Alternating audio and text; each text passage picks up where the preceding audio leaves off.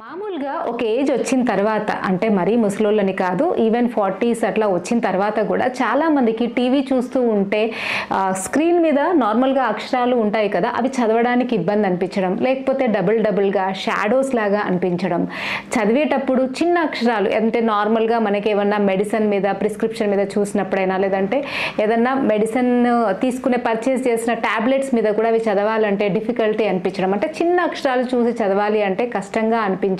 ఆడవాళ్ళు అయితే బియ్యంలో రాళ్ళు వేరాలన్నా, లేదంటే ఏదన్నా చిన్నగా కుట్లు లాంటివి ఏమైనా చేయాలన్నా కూడా ఇబ్బందిగా అనిపించడం, ఇలాంటివి అందరికీ కూడా కామన్గా ఒక ఏజ్ వచ్చాక చూస్తూ ఉంటారు.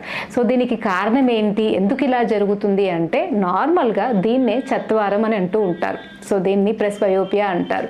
దీంట్లో మన కంట్లో లెన్స్ని పట్టుకొని మజిల్స్ ఉంటాయి.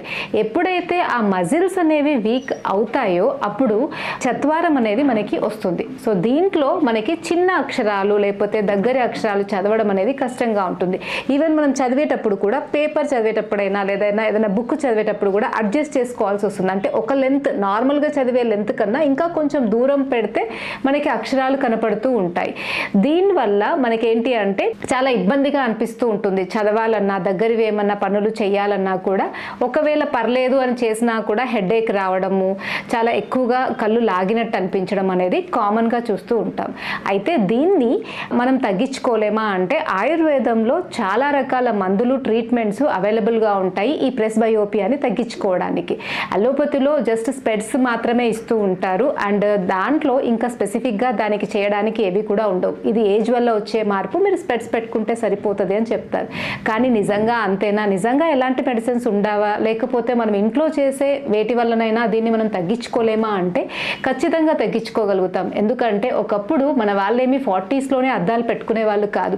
70-80 ఇయర్స్ వచ్చిన తర్వాత కూడా చాలా బాగా పేపర్ చదవగలిగేవారు. చిన్న చిన్న పనులు కూడా లేడీస్ ఇంట్లో చేసేవాళ్ళు. ఎందుకు అంటే వాళ్ళు కొన్ని ఫుడ్లో తీసుకునే అటువంటి చిన్న చిన్న జాగ్రత్తల వల్ల వాళ్ళ కంటి చూపుని వాళ్ళు అంత బాగా ఇంప్రూవ్ చేసుకోగలిగేవారు. సో అలాంటిది మనము ఒకటి ఈరోజు తెలుసుకుందాం. వినడానికి అది చాలా చిన్న టిప్ లాగానే ఉంటుంది, కానీ చాలా చిన్న పని లాగానే ఉంటుంది. కానీ మీరు దీన్ని రెగ్యులర్గా చేసినట్టయితే మీ చూపుని ఎప్పటికీ కూడా తగ్గించుకోకుండా అండ్ మంచిగా దీనికి కావాల్సింది మూడే పదార్థాలు. ఒకటి వచ్చేసి ఉసిరి అండ్ రెండవది అల్లము అండ్ మూడవది మిరియాలు. సో రోజు కూడా ప్రొద్దున్నే, ఇది ఎలాగూ వింటర్ సీజనే కాబట్టి ఈ టైంలో మనకి ఉసిరికాయలు ఎక్కువగా దొరుకుతూ ఉంటాయి.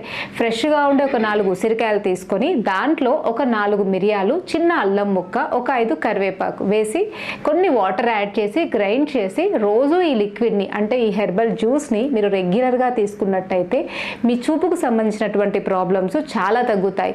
ఇప్పుడు వరకు మనం డిస్కస్ చేసుకున్నటువంటివి దగ్గరగా చూడడంలో ఉండే కష్టం అనేది చాలా ఈజీగా తగ్గుతుంది.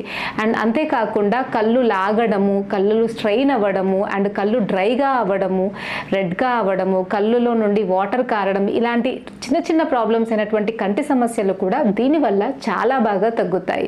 అండ్ ఒకవేళ మీరు ఇది వాడినా కూడా తగ్గనట్టయితే స్పెడ్స్ మాత్రమే దీనికి పరిష్కారం అనుకోకుండా ఖచ్చితంగా ఆయుర్వేదిక్లో ఏమేమో అందుబాటులో ఉన్నాయో కూడా ఒకసారి వస్తే మీకు అర్థమవుతుంది. ఎందుకంటే ఆయుర్వేదిక్లో చిన్న చిన్న ట్రీట్మెంట్సే కానీ వాటిని మీరు ఒక 1 to 2 months చేసుకున్నట్టయితే ప్రెస్బయోపియా అంటే ఈ చత్వారం అనే ఈ సమస్యకి మీరు అద్దాలు లేకుండా కంప్లీట్గా తగ్గించుకోవచ్చు. Thank you.